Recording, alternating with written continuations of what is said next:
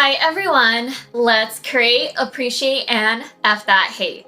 Welcome back to Nikkaflora. I hope you all are enjoying your weekend. As for me, life is busy but good overall. I just don't like that the weather's getting hotter now, but honestly, I'm indoors oftentimes with the AC blasting in my face, so I guess it doesn't really matter. But anyways, let's get down to the video. In my last 3 blog posts, I talk about vision boards, which are one of my favorite goal-setting projects to do, and now I'll be going back into story writing. I'm pretty excited about that. I'm gonna give you guys a quick rundown on how to write a story, especially if you're a beginner. Maybe writing a story is something that you want to try out for the first time, or it could be something that you've been doing for a while, but you're struggling in the process. But no worries, fam, I got you. I've also written more information about this in my blog post, which is called How to Write a Story for Beginners on Nikkaflora.com. Same title as this video. Click on the link in the description below to check it out. I would pretty much appreciate it. The first thing I want to say before I start teaching you guys how to write a story is that there are many ways to write one. I'm just sharing my process. If this works for you, that's awesome. If it doesn't work for you, then you'll find another method that's more suited for you. But I wrote this process down and kept it simple enough for many people to follow. And anyways, that was my little disclaimer. If you have any questions about this video or any of my other videos, feel free to post comments down below and I'll get back to you as soon as possible. And yeah. If you want to write a story, the first thing you can do is write a storyline. What this means is that you write what your story is about in one sentence. This may be difficult for some people to do, but I feel like if you can't condense your story into one main storyline, then you don't really have a plot. It's just a mix of unorganized thoughts altogether. I'll give examples from the stories that I've written. One of them is a book called A Right Love from a Wrong Wish. You can click on the link in the description below if you'd like to read it. In this story, the main storyline is Vegeta goes through a journey of personal growth while falling in love with Bulma. The other book I'm currently writing is called Red Silver Hearts. Again, you can click on the other link in the description below if you'd like to read this story. The main storyline of Red Silver Hearts is May and Steven go on adventures together and fall in love with each other. Both of these storylines broadly define what the books are truly about. When you have ideas in your head, I suggest grabbing some paper and writing out these ideas by hand. You'll either be able to identify an idea that strongly reflects what your story is about, or you might combine multiple ideas in order to create one storyline.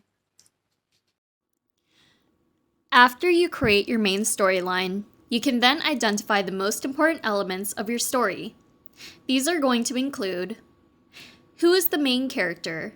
So the main character is the start of your book. In some books, they have more than one main character. But let's just stick with one to make it easy. Who are the supporting characters? Like for example, does your main character have a best friend or a family member that's important throughout the story? Who is the antagonist or the oppositional force? One example is if you're writing an action and fantasy story, maybe your main character is a chosen hero and is expected to defend their kingdom, and the antagonist is a demon king who's been terrorizing the citizens for centuries. And if your story doesn't have an antagonist, the main character would then be pitted against an oppositional force. There is a game called Among the Sleep. Yeah, I know this video is about storytelling, but this game is relevant to what I'm saying. If you don't want to hear spoilers about the game, then you can skip ahead until you see the next pink slide. Anyways, in Among the Sleep, it's a survival horror game where you play as a baby. You start off playing in your room, and you sleep in a crib with your teddy bear that you got as a gift. When it's nighttime, your teddy bear is actually taken away from you. So you head out and eventually rescue the teddy bear. I'm pretty sure this is actually the first mission in the game. Afterwards, you and the teddy bear go on adventures in the house where you have to hide from these demonic shadow creatures. In the game, it shows these creatures as physical threats, but later on, you find out that these creatures never really existed in the game world. It was all part of the baby's imagination. These creatures were the main character's oppositional forces. While the game does technically have an antagonist, a lot of it was still psychological trauma and not necessarily another character. So even if there isn't another character directly hurting the main character, the oppositional force could be the main character's mind or a natural disaster like a fire or a flood. Another thing to identify is the setting. Where and when does your story take place? If you're writing about students in college, are the characters going to a community college or a fancy university? If you're writing about a setting that never existed on Earth, so let's say if you're writing a science fiction story, then what planet or world does the story take place in? If you use a current or past era from Earth, then I suggest doing research to understand the culture so that your story would be more relatable. One last important element is to think about the conflict in the story. What challenges does the main character face? How do they overcome them? And does every conflict have a solution? In my book, A Right Love from a Wrong Wish, Vegeta goes through a few main conflicts. First off, he's jealous of his rival Goku. Vegeta is the Prince of all Saiyans and he wants to be known as the best warrior, but Goku unlocked a great power called Super Saiyan and he's now stronger than Vegeta. Vegeta trains his body every day because he's determined to be the best. In my story, this was Vegeta's main goal, but his interests evolved throughout my book. Also, Vegeta used to be fine with not having a significant other. He had trauma in his past, which prevented him from being close to anyone emotionally. This changed the longer he spent time with the female protagonist, Bulma. Once you're done identifying the most important elements, you can combine the storyline and the elements together in order to flesh out the plot.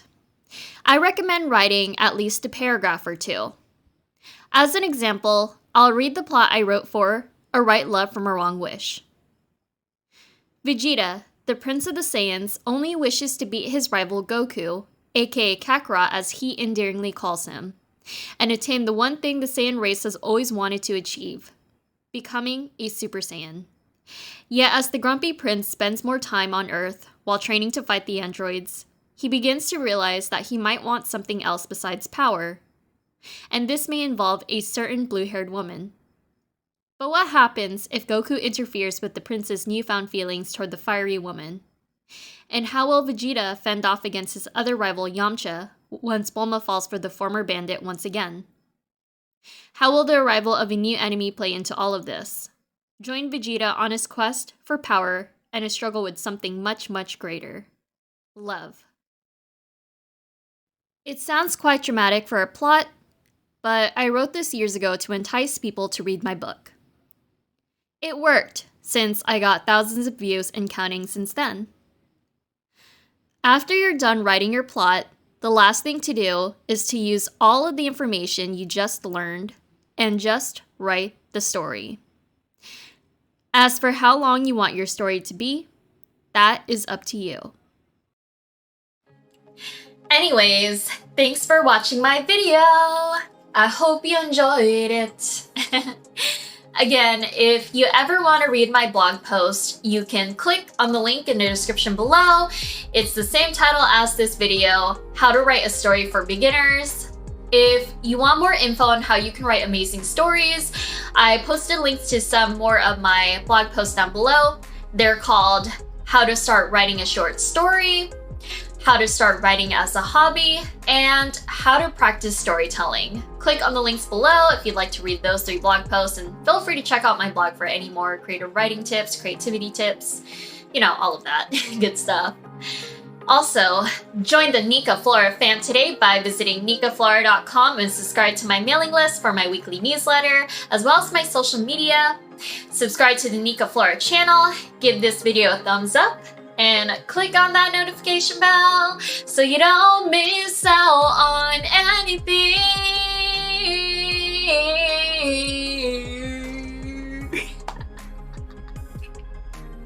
I tried, guys. I tried. Alrighty. Comment down below if you have any other tips on how to write stories, and is there anything that you would like me to talk about in a future video? Feel free to list some ideas down below. I'll go over them. And also, I'll be back with a new video and blog post next Friday. And until then, let's create, appreciate, and F that hate. Bye, guys!